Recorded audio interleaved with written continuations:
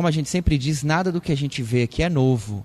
Tudo a gente já ouviu alguma vez, em algum lugar, mas muitas vezes a gente não presta atenção. Não acha que aquilo vale para nós. Mas, na verdade, aquilo se aplica sim a nós de alguma forma. Então, esse é o nosso objetivo. Pegar o conhecimento evangélico e aplicá-lo em nós. Que, de alguma forma, a gente saia melhor aqui do que a gente entrou no dia de hoje. Então, dando sequência aos nossos estudos, a gente sempre procura um tema evangélico. E hoje não vai ser diferente. Ou um tema que seja eminentemente das obras básicas. Hoje nós vamos tratar sobre o apóstolo Pedro, do momento em que ele negou Jesus, para que a gente possa analisar essa situação de uma forma diferente e como isso se aplica a nós. Essa situação aconteceu depois que Jesus foi preso. Mas antes que Jesus tivesse sido preso, ele teve uma conversa com os apóstolos, para que a gente possa entrar no contexto da passagem. E Jesus advertiu a Pedro. Então Jesus lhe disse: todos vós esta noite vos escandalizareis em mim, porque está escrito: ferirei o pastor e as ovelhas do rebanho se dispersarão. Mas, depois que eu ressuscitar, irei diante de vós para a Galileia. Mas Pedro respondendo disse-lhe: ainda que todos se escandalizem em ti, eu nunca me escandalizarei. E disse-lhe Jesus: em verdade te digo que nesta mesma noite, antes que o galo cante, 3 vezes me negarás. Disse-lhe Pedro: ainda que seja mister morrer contigo, não te negarei. E todos os discípulos disseram o mesmo. Então, a gente percebe que é muito próximo uma situação da outra, e mesmo assim a gente sabe o que aconteceu, na verdade, a história, como ela se deu. Mas por que as coisas se deram assim? Essa seria a nossa reflexão do dia de hoje. Por que será que Pedro, mesmo tendo sido avisado, mesmo sabendo do que ia acontecer, não resistiu e negou Jesus da mesma forma? Como será que isso se deu? Por que isso aconteceu? É uma reflexão muito interessante. Porque Jesus escolheu os apóstolos como pessoas que para ele seriam de confiança. Pessoas que ele conviveu por anos, explicando o que ele sabia, preparando-os para pregar o evangelho. E mesmo assim aconteceu da forma que a gente sabe. A primeira coisa que a gente tem que analisar é quem é Pedro. A gente sabe que Pedro não tinha o nome de Pedro. Foi Jesus que deu esse nome para ele. O nome dele era Simão. Pedro significa rocha. Jesus o designou como aquele que seria a rocha, que iria liderar os apóstolos. E ele era pescador, numa cidade chamada Cafarnaum. A maioria dos apóstolos eram dessa cidade, de na época 15 mil habitantes. Ele era casado, tinha filhos, tinha uma casa boa, a sogra morava com ele. Ou seja, tinha uma vida normal, como a vida de qualquer um de nós. E quando Jesus o chamou para ser apóstolo, ele já tinha cabelos brancos. Ou seja, ele já tinha uma idade, ele já tinha experiência. Ele já era uma pessoa madura, principalmente naquela época. E aos olhos das pessoas que lá estavam, era uma pessoa comum.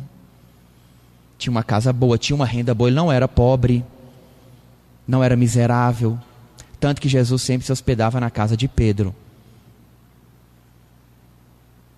Então, Pedro aparentemente é uma pessoa comum como nós, passando pelas provas e pelas dificuldades da vida. E isso aparenta ser para nós, que era dessa forma. Mas será que era simplesmente assim?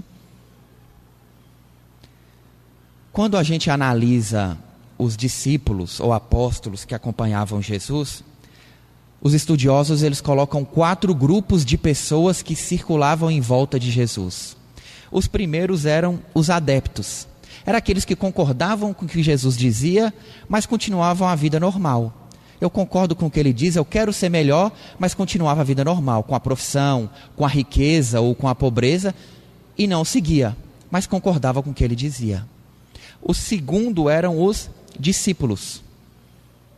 Eram aqueles que também pregavam, mas não eram tão próximos quanto os apóstolos. Então, além dos discípulos, nós temos os apóstolos, que eram os 12 que Jesus escolheu.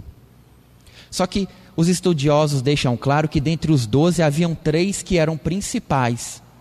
Pedro é um deles, E os outros dois são os irmãos, Tiago e João.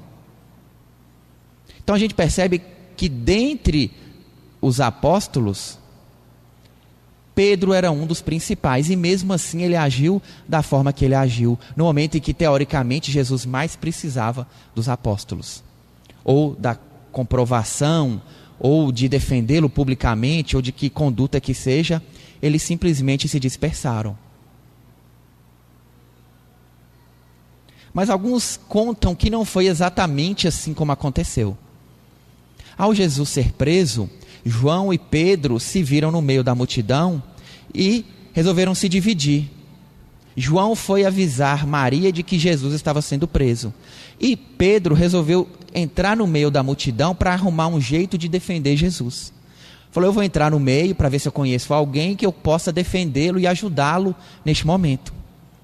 Só que quando ele entrou na multidão, que ele foi circulando, o pessoal, como a gente viu, identificou.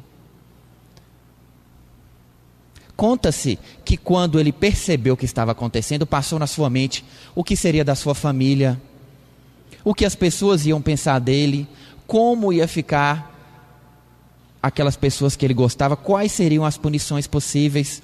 Tudo isso passou na cabeça de Pedro naquele momento. E foi isso que fez com que ele negasse Jesus naquele primeiro momento. Uma vez que ele negou, ele não se sentiu muito constrangido, porque ele, naquele momento ele entendeu que ele teria uma chance de procurar alguém para ajudá-lo. Mas a partir da segunda e da terceira negativa, ele se tomou conta do que estava fazendo. E quando o galo cantou, ele lembrou da frase de Jesus, e como diz o Evangelho de Mateus, ele realmente chorou, saiu da cidade e começou a chorar. Mas é muito interessante perceber como o apóstolo, que era o líder, que estava destacado por Jesus naquele momento, teoricamente não deu conta daquela prova naquele instante. Os apóstolos, eles eram mais variadas personalidades possíveis. E isso é bom porque eles representam cada dificuldade que nós temos. E a de Pedro, nesse momento, traz uma característica que todos nós temos, para que a gente possa analisar ela em nós. Porque se um espírito da hierarquia de Pedro passou por isso, que dirá a nós? Então, será que Pedro era um espírito evoluído? Será que, apesar de ser um simples pescador, apesar de ter uma condição financeira boa para aquela época, será que ele era? Amélia Rodrigues responde isso para nós, em obra psicografada por Divaldo Franco. Ela destaca para nós: eram espíritos nobres que se emboscaram no corpo que lhes amortecia a elevação. Ou seja, eram espíritos muito elevados, mas que assumiram a responsabilidade de um corpo, naquele momento histórico, enfrentar uma batalha muito grande. E obviamente nós sabemos que quando encarnamos, esquecemos grande parte do que sabemos. Ficamos só com a intuição. E isso fez com que eles passassem por essas dificuldades naquele momento. Mas a questão que vem na nossa mente é: por que o convívio com Jesus não fez com que eles despertassem para a evolução espiritual que eles então teriam naquele momento? E ela também responde: mesmo convocados por Jesus ao apostolado, a súbita mudança não conseguiu alçá-los de imediato à altura correspondente à evolução do espírito. Ou seja, os apóstolos encarnados, naquele momento, não correspondiam ao grau de evolução do espírito, dada a forma como eles foram criados, ao conhecimento da época, aos preconceitos da época. A gente sabe que Pedro, por exemplo, tinha grande preconceito contra mulheres naquela época.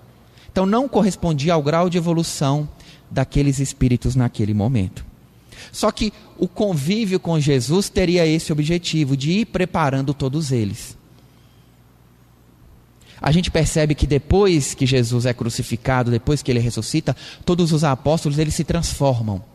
A gente sabe que grande parte deles tiveram mortes violentas, pregando o evangelho aí por toda aquela região. O único que não teve uma morte violenta foi João. Todo o restante teve uma morte violenta para que ficasse gravado na mente dos homens o papel que eles tinham aí a fazer. Então, todos eles tiveram, o que demonstra que eles mudaram depois disso. Então, naquele primeiro momento eles agiram de uma forma, mas posteriormente eles conseguiram agir de uma forma diferente. Se reuniram, se reagruparam, criaram uma instituição que era a Casa do Caminho naquela época, e dali começaram a trabalhar, fundar igrejas e disseminar o Evangelho. Até que a gente sabe depois Paulo se incorporou a eles e eles foram crescendo e se espalhando. Humberto de Campos conta uma passagem interessante que não consta na Bíblia, mas que Jesus teria dito a Pedro. Quando Jesus disse a Pedro que ele ia negá-lo naquela noite, Pedro disse que não, que era impossível, que ele daria a vida por Jesus. E Jesus disse a Pedro: vai aprender ainda hoje que o homem do mundo é mais frágil do que perverso. Então vejam, é uma frase muito profunda para todos nós. A frase ainda é muito aplicável para o dia de hoje. Nós somos muito mais frágeis do que perversos, do que maus. A gente comete muito erro por ignorância ou por desconhecimento do que propriamente por maldade. É uma frase muito atual para nós até o dia de hoje. E Amélia Rodrigues disse: eles tatearam nas sombras dos labirintos da insegurança até encontrarem o caminho que iriam percorrer com invulgar grandeza de alma. Então, qual é a característica que eles tinham? Insegurança. Porque eles tinham um líder que eles confiavam, que eles amavam e que eles respeitavam. Estando Jesus preso, eles se dispersaram e se viram o quê? Inseguros. O que fazer sem um líder? O que fazer sem aquele que tem todas as respostas para nos dar? E agora? Respeitamos a lei de Moisés, a tomada de decisões causa insegurança a cada um de nós. Vou defender Jesus publicamente, vou procurar um favor escondido, vou procurar alguém que tem poder, Nicodemos, alguém para que possa me defender. Então a insegurança tomou conta de Pedro e fez com que ele agisse dessa forma. Então a gente percebe que ele não era perverso. E Jesus sabia disso. Quando Pedro negou pela terceira vez, ele saiu correndo e viu Jesus na grade que ele estava preso. E saindo conseguiu vê-lo. E lá fora, quando ele estava chorando, Jesus apareceu para ele. Conta Humberto de Campos. E ele se ajoelhou e pediu perdão. E a imagem desapareceu. Então vejam, um líder que presta atenção nos mínimos detalhes do que ele sabia que ia acontecer. E à medida que as coisas foram acontecendo, que Jesus foi ressuscitando, que Jesus ressuscitou, eles ganharam um ânimo, uma coragem, uma força que até então eles desconheciam que tinham. E aí a gente percebe que o Espírito toma conta do corpo. Porque até então o encarnado prevalecia sobre a evolução do Espírito dos apóstolos. O Evangelho está cheio de passagens em que eles fazem perguntas muito simples, não tem respostas para nada, tem preconceitos, grande parte deles, mas posteriormente tudo isso muda. Ou seja, aquele choque faz com que a evolução de todos eles apareça. Que eles mostrem quem eles realmente são. O poder que eles têm e que é conhecido de todos nós hoje de difundir o Evangelho, pelas cartas que eles fizeram, pelas lições que foram dadas, pelos evangelhos que foram organizados. Tudo isso dá amostra de todo o potencial que eles tinham. Das curas que eles fizeram muitas curas, muitas manipulações, eram médiuns. Sabiam sim fazer desobsessão. Então tudo isso fica muito claro no Evangelho. Então a característica que eles tinham naquele momento e que nós temos é a insegurança. Mas percebam que a lição de Pedro é muito clara para nós. A insegurança é do nosso eu encarnado. O que nós fazemos com o nosso eu espírito, com as qualidades do nosso espírito? Onde elas estão? Estão em nós. Mas nem todos temos a paciência, a força e a vontade de buscar essas características grandiosas do nosso espírito que estão adormecidas. Os apóstolos então nos dão um exemplo de como fazer isso, de que isso é possível, de que não obstante a gente seja simples, ou não tenha muito conhecimento, ou não teve a chance de estudar, nessa encarnação temos grande bagagem, grande energia, grandes conhecimentos, grandes aprendizados de outras encarnações anteriores. E isso está à nossa disposição, para que a gente busque isso no momento que a gente quiser.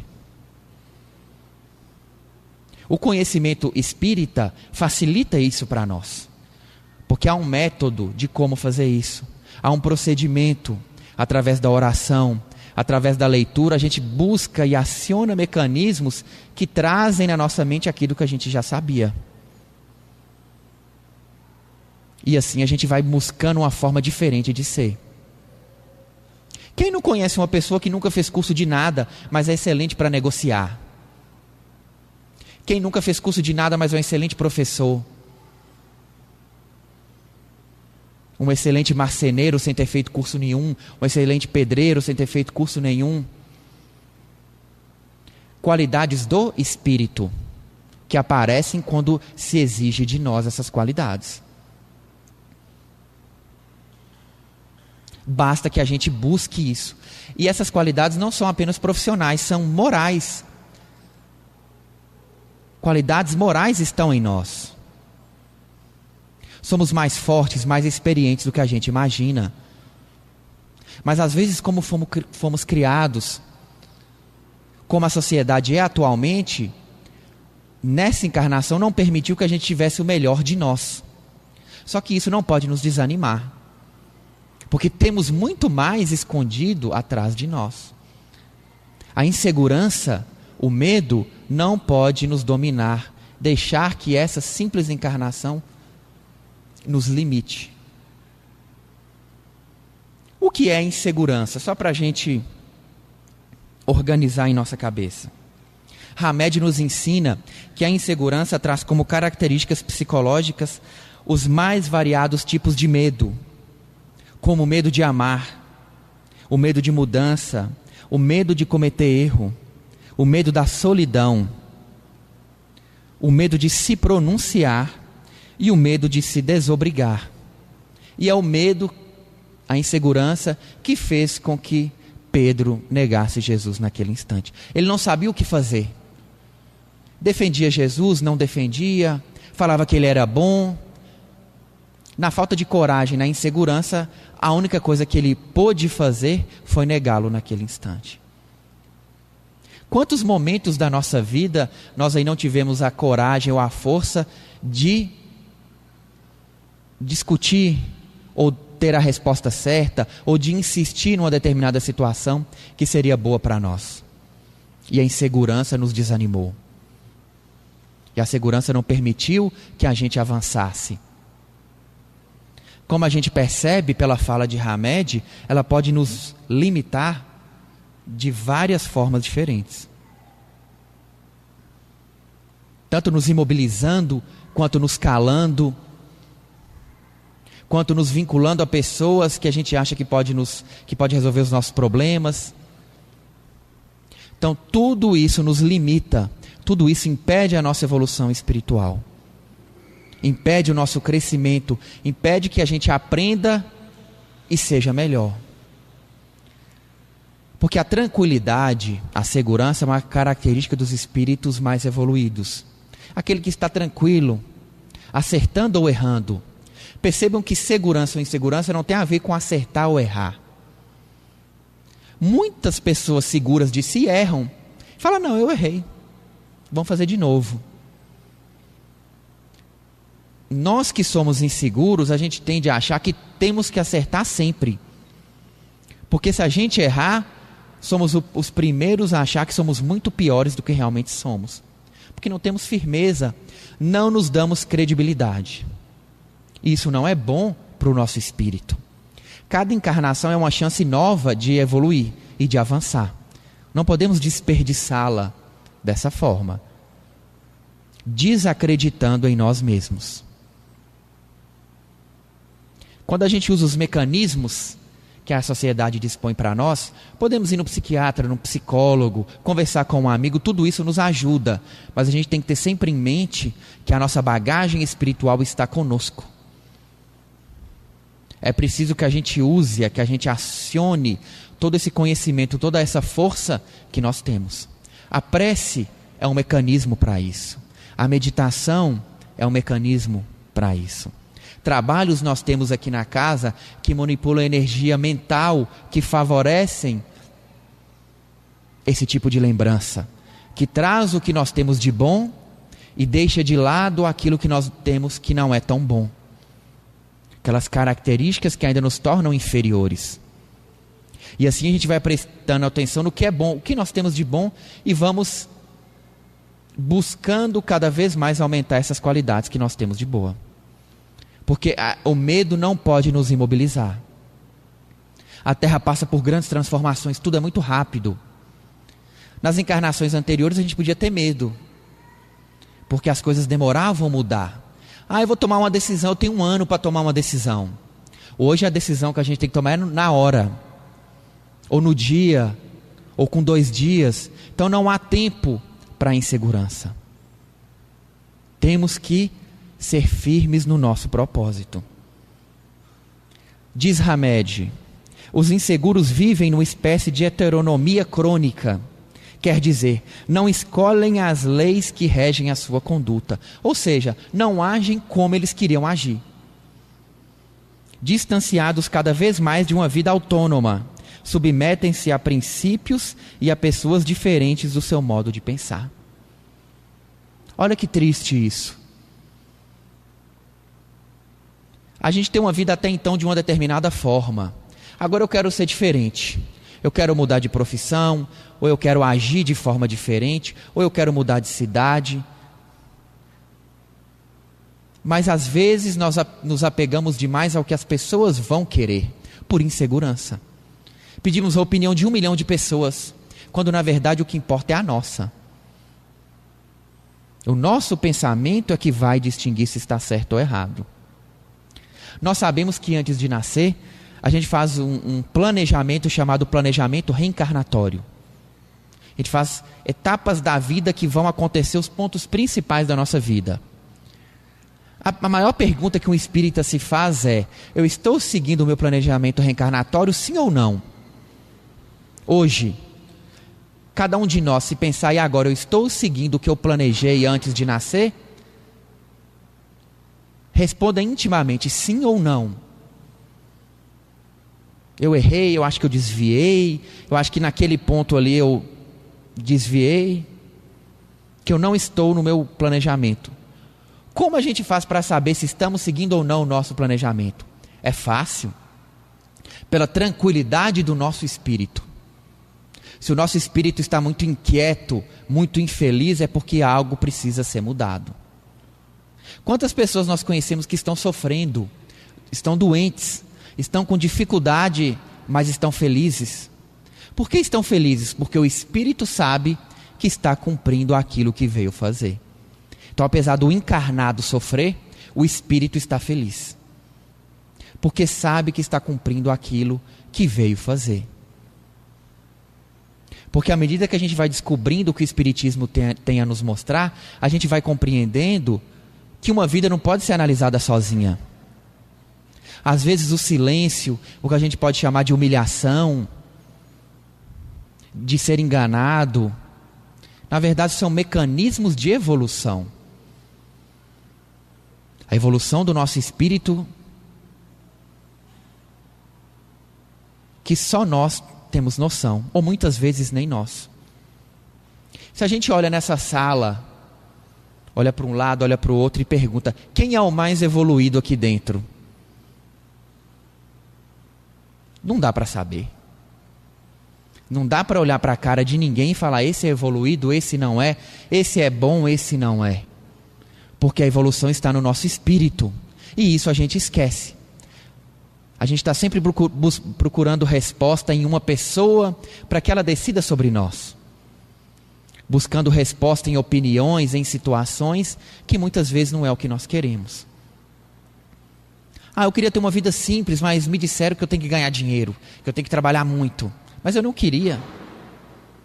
Me disseram que eu tenho que ter essa profissão tal, mas eu queria uma outra profissão que é mais simples.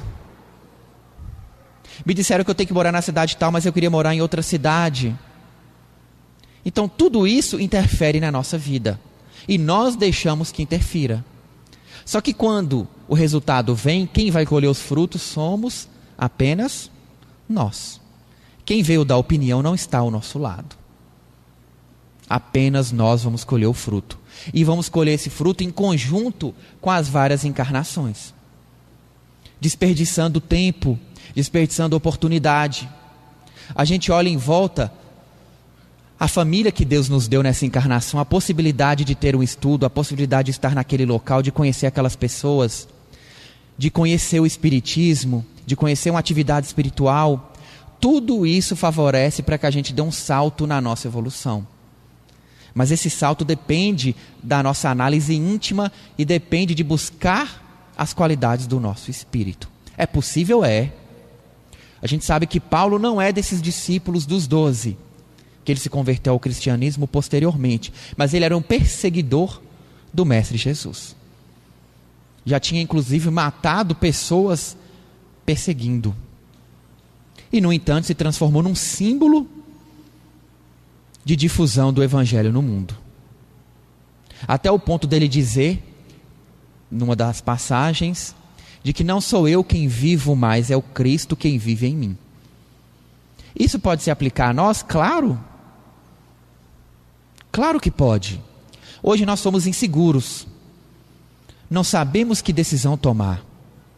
Mas é tomando a rédea, buscando as nossas qualidades, enfrentando as nossas dificuldades, aí nós vamos conseguir. Após a ressurreição de Jesus, após os apóstolos se organizarem, naquele livro Paulo e Estevão, de Emmanuel, a gente percebe que eles passaram várias dificuldades. Eles brigavam entre si, eles discutiam entre si, porque não é fácil. Não é fácil ser líder, não é fácil chegar num consenso. E mesmo assim conseguiram vencer. Então, não vamos conseguir vencer sem ter que refletir, sem ter que preocupar, sem ter que discutir alguma ideia com alguém, sem ter que deixar que a opinião de outra pessoa prevaleça sobre a nossa, ou que a nossa prevaleça em determinado momento sobre a de alguém. Mas para isso a gente precisa falar, sem ter medo de falar, para que todos nós possamos colaborar. Então a colaboração exige coragem. Às vezes a gente está meio sem coragem naquele momento, naquela situação, por insegurança.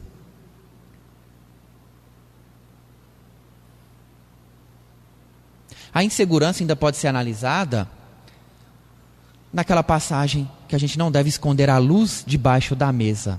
Lembram dela? A candeia debaixo do alqueire. Você tem conhecimento, você tem condição, você tem possibilidade de ajudar alguém, mas a gente fica inseguro. Será o que ele vai achar se eu falar com ele, que se ele fizer isso é melhor? E a gente perde chances de ajudar, de esclarecer. E cada vez que a gente vai ajudando, o nosso espírito ele se fortalece. Porque essas pequenas vitórias fortalecem o nosso espírito. Todas as qualidades que nós temos, nós desenvolvemos ela ao longo de várias encarnações. Nenhum de nós nasceu com as qualidades que nós temos. Fala para mim, é tão fácil o trabalho manual, eu tenho tanta dificuldade em ler. Sim, mas você adquiriu essa facilidade com o trabalho manual por várias encarnações. Talvez agora seja a hora de buscar a facilidade na leitura, para que o espírito avance. E assim a gente tenha mais firmeza, mais qualidades e menos insegurança.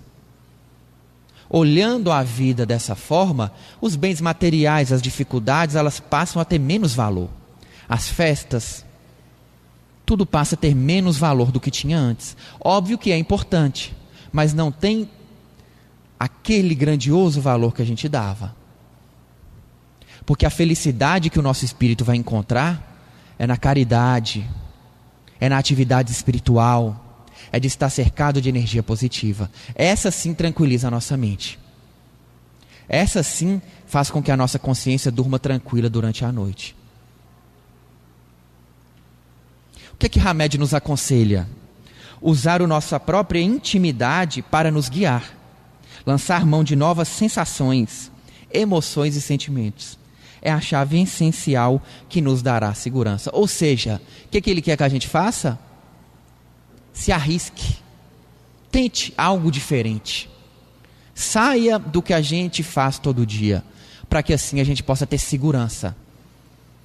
Assim a gente veja que se aquilo era difícil, outra coisa é muito fácil para nós. Mas para isso a gente tem que tentar. A segurança vai vir da gente arriscar, buscar novas possibilidades. E o nosso espírito terá respostas que a gente nem sabia que teria. Muito mais respostas do que a gente imagina o nosso espírito tem.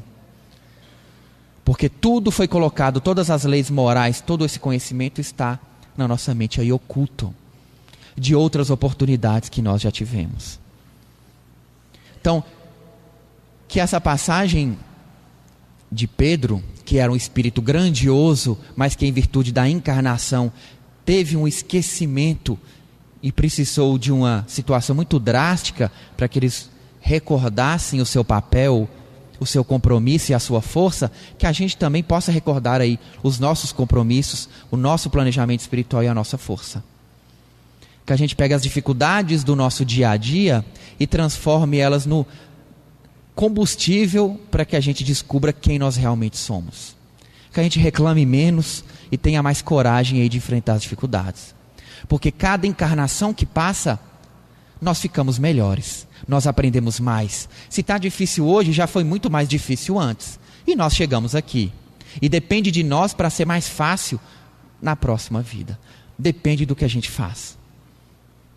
Depende de como nós agimos, do que nós fazemos com as situações que aparecem em nossa vida.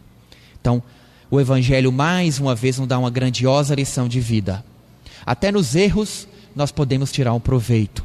Então Pedro nos deu um grandioso exemplo de como nós devemos prestar atenção em nós mesmos. Na manhã ele tinha muita certeza, mas no mesmo dia à noite ele já não tinha certeza de mais nada. Que a gente também tome muito cuidado com as falsas certezas que nós temos. Certezas verdadeiras são aquelas espiritualizadas, aquelas que fazem bem, que constroem. Essas são as verdadeiras certezas que nós temos. E que o Mestre Jesus possa sempre nos orientar, que o Espírito de Pedro esteja sempre conosco, nos ajudando a vencer a insegurança, a ter a coragem e a humildade de errar e saber pedir o perdão e saber seguir em frente. E que a gente não fique lamentando. A gente não vê no Evangelho Pedro lamentar em momento algum. Ele chorou porque é importante chorar, mas seguiu em frente. Não devemos lamentar, devemos ter coragem. Erramos, devemos seguir em frente. E que essa coragem deles também esteja sempre conosco.